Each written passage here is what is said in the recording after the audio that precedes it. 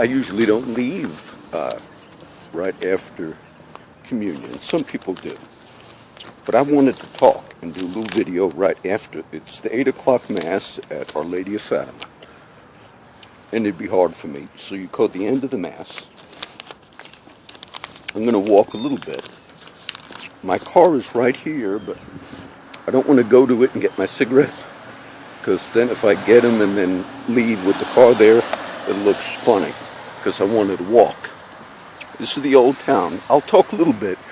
I might walk into a store and get some cigarettes.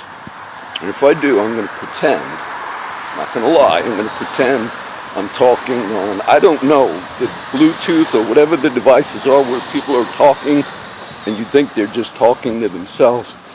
I might pretend I'm doing that when I walk in, and so it'll look, won't look too strange. The scriptures from the reading. Now this is, I usually like to walk Kennedy Boulevard to Our Lady of Fatima. But being it's Sunday morning, now it's 9 o'clock in the morning right now. So you're going to get little updates. This is a chance for me to do a lot of video. I used to walk this street from 91st Street. I'll try and hold it like this so people think I'm talking to somebody. And I'd walk it all the way to my great elementary school, which is Horace Mann, which is right over there in the back. That's Horace Mann over there. And then I used to walk it as a kid to North Bergen High School on 76th Street. And I liked doing this walk. I remember as when I started high school in 1976, my mom asked me one year, she said, "Johnny, do you want us to drive you to school?" And I was like, no. I'm almost like offended. No, I can walk. So I got used to this walk and I liked it. So when I started coming back here, I'm going to get to the verses in a minute, but I started walking it again. But today it was a little late. Now, this is still called Rose's, I don't know if you see it, Rose's Italian American Grocery. When we used to get out of school right down the street, I might walk to it a little bit. That's called Horace Mann Street. When we used to get out of school, we'd walk up this street for lunch and get lunch there sometimes. The other place, I'm going to kind of walk right into it. It used to be called Danny's Sugar Bowl. We'd go in there and get, it's like a little grocery next to it too, and you get little lunch there. Sold pizza. I don't know if you see it. It's right across the street. Now my dad for many years worked at this firehouse. And then he went to another one on Tunley Avenue, but he used to work at that fire station. He retired as a captain. The scriptures, I'm going to quote some. It was 1 John 3. "Behold what manner of love the Father hath bestowed upon us, that we should be called the sons of God. Therefore the world knoweth us not, because it knew him not. Beloved, now are we the sons of God, and it doth not yet appear what we shall be. But we know that when he shall appear, we shall be like him, for we shall see him as he is. And every man that hath this hope in him purifieth himself, even as he is pure. Beloved, if our heart does not condemn, if our heart condemn us, God is greater than our heart. But if our heart does not condemn us, then have we confidence before God, and we know the things that we ask of God we receive of him, because we keep his commandments and do those things that are pleasing in his sight." Now, I didn't have a chance to look at the references. I just listened, and I walked out of the service so you could kind of get a feel. I believe that's 1 John 3. Okay, now I'm going to pretend I'm on the phone. I just got out of church. Let me have a pack of Marlboro Black Short Reds, please. I went to Our Lady Fatima. Yes, he's. Let me see. Do you have the black pack? If not, I'll take the. Let me see. Yeah, that's fine. I'll do that. It's $10 minimum. Oh, a minimum of 10. How much are the cigarettes? $9. 9 something. Oh, what should I get? Let me get some. No, I'm in the store right now. I'm heading over there. I don't know. Is this enough? Would that do it? What credit, debit, what? Credit's fine.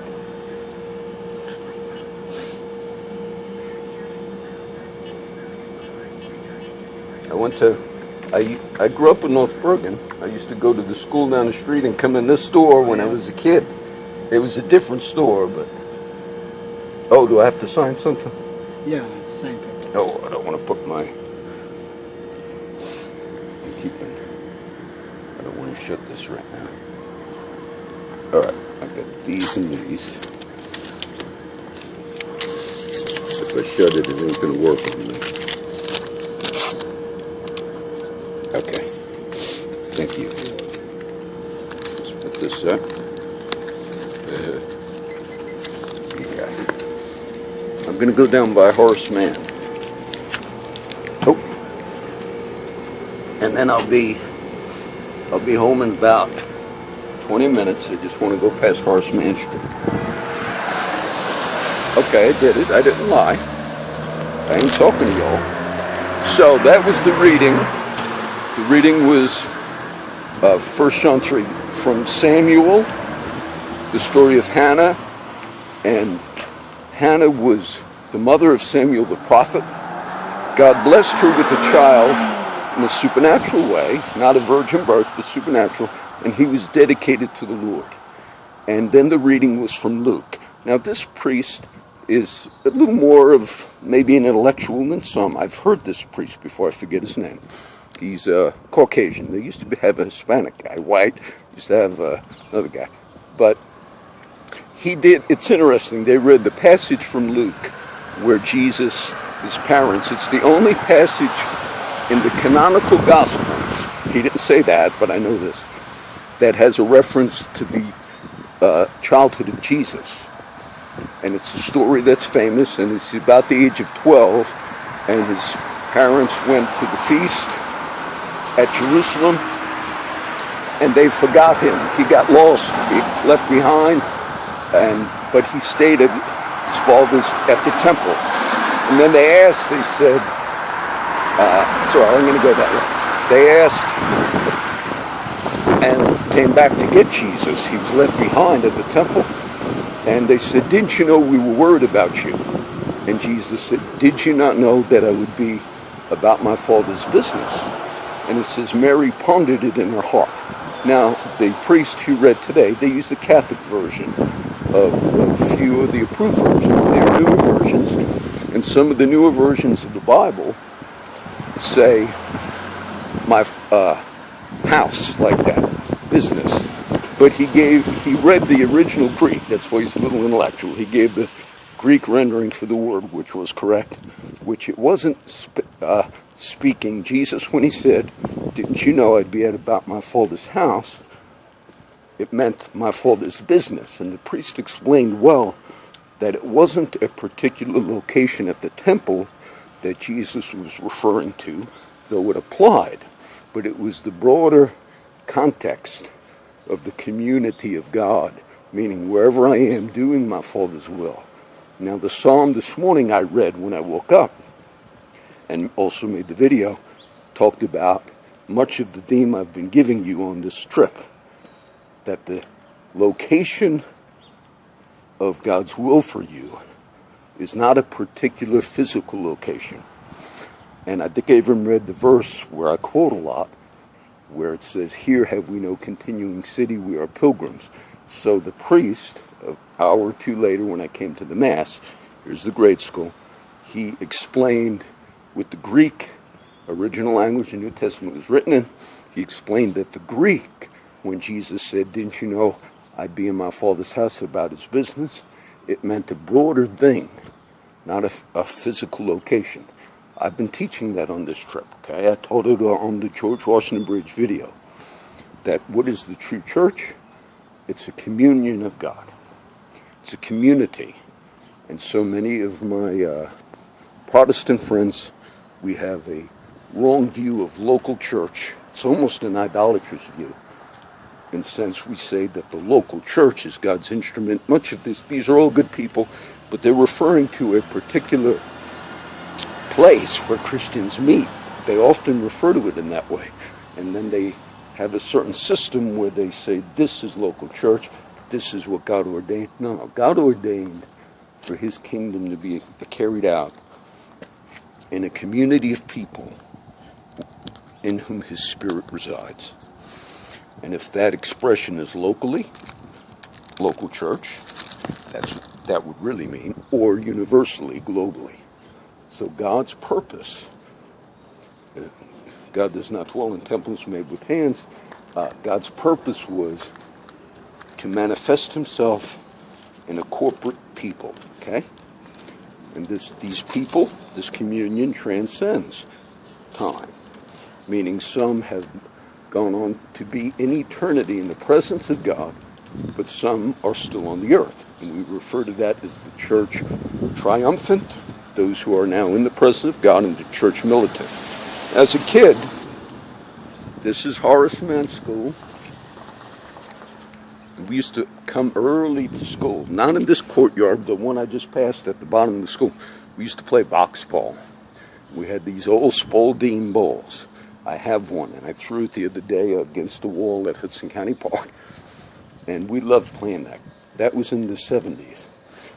And we'd draw little lines in the courtyard and throw a ball against the wall. You hit it back, and it was a sport. I think we invented it, the kids that grew up at that time. But the kids got so that we would go to school early just so we could play. And one time the principal, I think it was Sacco, I think his son's a friend of mine on Facebook. But they had to make rules. The principal had to make rules. Okay, the other reading. I'll wait. The other reading was that one from Luke, where the priest explained the original Greek meant it wasn't a particular physical location when Jesus said, I have to be about my Father's business, but it was a broader context. Because that's the only reference to the childhood of Jesus, besides the birth references, for that reason, there was an interest in, what else? Some of the early Christians, and this is where you get into the Gnostics, and you have books like the Gospel of Thomas and the Infancy Gospel of Thomas. And so there were other books written that kind of added other stories, which we would refer to as legends, because people want to know more. What about Jesus' childhood and so forth? But in the Gospels, that's the one account, the age of 12. And then you don't see anything else about why. There's reasons. We see the 3.5-year ministry of Jesus primarily, and that's his anointing as Messiah. And that was the purpose. It says in the Gospel of John, many of the things did Jesus do which are not written in this Gospel, but these are written that you know that Jesus, the Son of God, that believing you'd have life.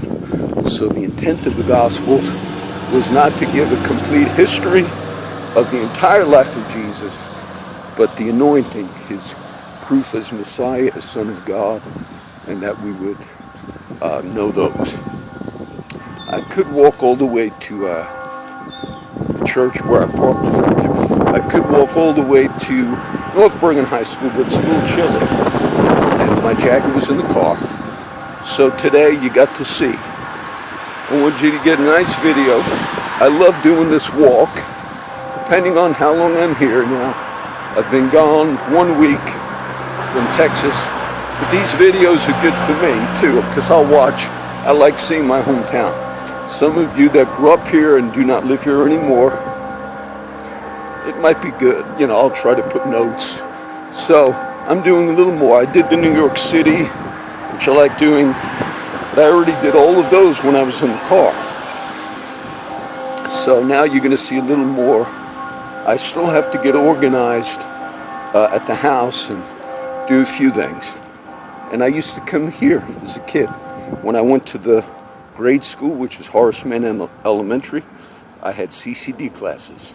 The Catholic kids would walk during the day. They got a special permission, which was the Christian instruction for the church. And I came here. There's also an AA meeting. I hope to see I hope to attend a couple of them just to see some of my friends. I don't do them in Texas, but I do want to say hi to the friends I made. And there's one here, and I think it's Tuesday night. And being it's here, that's the one I like to go to. Okay, God bless you all. Hope you liked this video.